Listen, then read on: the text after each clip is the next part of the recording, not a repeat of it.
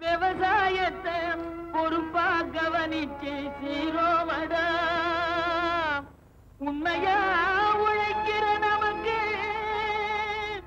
எல்லா நன்மைகளும் நாடி வந்து கூடுதடா.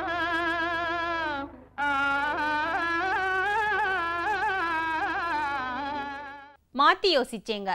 திருவள்ளூர் மாவட்டம் ஊத்துக்கோட்டை தாலுகா பூரிவாக்கம் கிராமம் உழவர் டி தெய்வசிகாமணி விவசாயத்தில் நேர்த்தியான முறையில் சாகுபடி செய்து வரும் இவர் ஒருங்கிணைந்த பண்ணையம் அமைப்பது எவ்வாறு என்பதை அம்மாவட்ட வேளாண் அறிவியல் நிலையத்தின் துணையோடு பண்ணையம் அமைத்து முறையாக செய்து வருகிறார். அவரின் முயற்சியின் வெற்றியை கேட்டபோது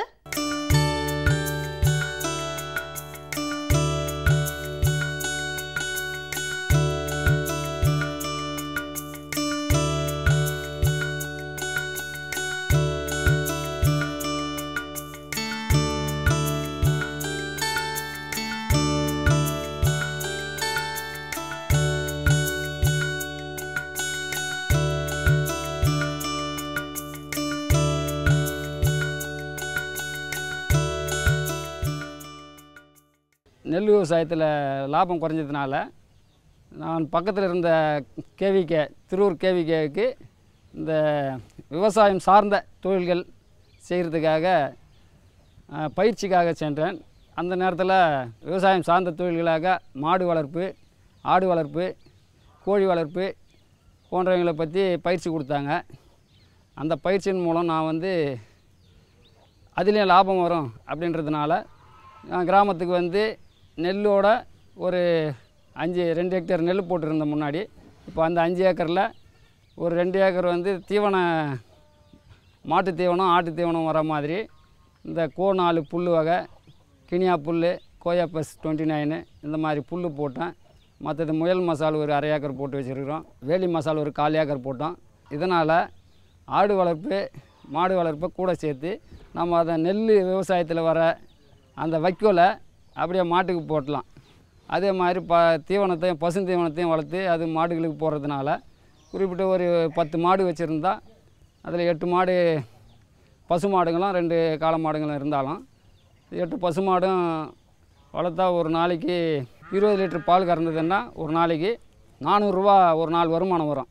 அதே போல் நமக்கு ஆடு வளர்க்குறதுனால வேலி மசால் செடிகளை வச்சுருக்கிறதுனால அதிலே விட்டு மேய்க்கலாம். நாமளும் கட் பண்ணி கொண்டாந்து ஆடுகளுக்கு போடலாம். இது மாதிரி நாம் ஒரு 10 ஆடுகளை வச்சுருந்தோம்னா வெள்ளாடு, இந்த 10 வெள்ளாட்டில் ஒரு 2 கிடாவும் ஒரு 8 பெட்டை ஆடும் வச்சுருந்தோம்னா நாங்கள் திருவூர் கேவிகேயில் பயிற்சி எடுக்கும்போது சொன்னாங்க, வெள்ளாடுகளில் தலைச்சேரி ஆடு நல்லா சிறந்ததாக ஒரு 3 குட்டி 2 குட்டி அது போடுற மாதிரி சொல்லியிருந்தாங்க. வேகமாக வளர்ந்து ஒரு வருஷத்தில் 20 கிலோ எடை வரையும் வந்ததுனால நல்ல எடை வந்தது. ஒரு ஆடு நாங்கள் கிடா 6000 ரூபா வரையும் விற்கிறோம். அதே மாதிரி இப்போ ஆடுகளாக கூட நாங்கள் கோழி, அது கூட நாட்டு வாத்துங்க, அது பக்கத்தில் இருக்கிற தண்ணியில் அதில் மேய்ஞ்சி அதில் முட்டையும் இடம், நம்ம கறிக்கும் உதவும். வாத்தும் 120 ரூபா வரையும் விலை போகும். நாட்டுக்கோழி தீவனம் தீனி அதிகமாக சாப்பிடாம ஒரு அளவாக சாப்பிட்டு நாட்டுக்கோழிங்க நமக்கு லாபத்தை கொடுக்கும். நாட்டுக்கோழி முட்டையில் நமக்கு சத்தும் அதிகமாக இருக்கிறதுனால நாட்டுக்கோழி முட்டைங்க நம்ம தேவைக்கும் பயன்படும். அதுலேயே குஞ்சு பொறிக்கவும் வச்சுருக்கலாம். அதனால் நாட்டுக்கோழி ஒரு வருஷத்தில் ஒரு 10 கோழி வச்சுருந்தோம்னா ஒரு கோழி 70 முட்டை வரையும் இடும் ஒரு வருஷத்தில். இப்போ 10 கோழி 700 முட்டை இட்டுதுன்னா அது ஒரு 7000 ரூபா மதிப்பு வரும். அதுலேருந்து நாம் அந்த முட்டையிலேருந்து கொஞ்சம் கோழி உற்பத்தி பண்ணி நிறைய கோழி உருவாக்கலாம். எல்லாம் ஒருங்கிணைந்த பண்ணைன்றதுனால இதை சார்ந்து அதை சார்ந்த இது இன்னும் மாட்டை சார்ந்த கோழி, விவசாயத்தை சார்ந்த மாடு, ஆடு இது மாதிரி ஆடு மாடு எல்லாம் ஒன்று சார்ந்து இருக்கிறதுனால நமக்கு இவ்வளவும் லாபமாக தான் வரும். அதே நேரத்தில் இது அத்தனையில் இருந்தோம் நமக்கு சாணம் கிடைக்கிற சாணம், மாட்டு சாணம், ஆட்டு சாணம் எல்லாத்தையும் போட்டு நம்ம அதிலேருந்து மண்புழு உரமும் தயாரிச்சுக்கலாம். மற்றபடி இந்த பஞ்சகாவியம் அதுன்னு செஞ்சு நாட்டு வைத்திய முறையில் நெல் பயிருக்கு தெளித்து அதை பூச்சி விரட்டியாகவும் கண்ட்ரோல் பண்ணிக்கலாம். அது மாதிரி மாட்டிலிருந்து நமக்கு நாட்டு மாடுல இந்த கலப்பின மாடுகளில் இருந்தும் சாணிகளை எடுத்து அது சாணியிலையும் ஒரு வருமானம் வருது, சாணத்துலேயும். இது மாதிரி நாங்கள் ஒருங்கிணைந்த பண்ணையமாக எல்லாத்தையும் சார்ந்து செய்கிறதுனால லாபகரமான தொழிலாக இருக்குது. இதுக்கு எங்களுக்கு வந்து திருவூர் கேவிகே வந்து ரொம்ப உதவியாக இருந்தாங்க. அவங்களோட இதில் மட்டும் நாங்கள் நல்லா முன்னேறி இருக்கிறோம். உழவர் டி தெய்வசிகாமணி அவர்களை 9677 909647 என்ற எண்ணுடன் தொடர்பு கொள்ளலாம். மலரியல் மற்றும் நில எழிலூட்டும் துறையானது பல்வேறு விதமான ஆராய்ச்சிகளை மேற்கொண்டு வருகின்றது. இங்கு மல்லிகை, செண்டு மல்லி மற்றும் கனகாமரம் போன்ற மலர்களையும், தருமபுரி, ஓசூர் போன்ற மாவட்டங்களில் பசுமை குடிலில் சாகுபடி செய்யப்படுகின்ற ரோஜா, கார்னேஷன் போன்ற மலர்களையும் ஆராய்ச்சி செய்து வருகின்றனர். இந்த ஆராய்ச்சியின் முடிவுகளை விவசாயிகளுக்கு வழங்கி வருகின்றனர். இப்பொழுது மலரியல் மற்றும் நில எழிலூட்டும் துறையின் செயல்பாடுகள் குறித்து கோவை தமிழ்நாடு வேளாண் பல்கலைக்கழகத்தின் மலரியல் மற்றும் நில எழிலூட்டும் துறையின் பேராசிரியர் மற்றும் தலைவர் முனைவர் எம். ஜவஹர்லால் அவர்கள் தரும் விளக்கத்தை காணலாம்.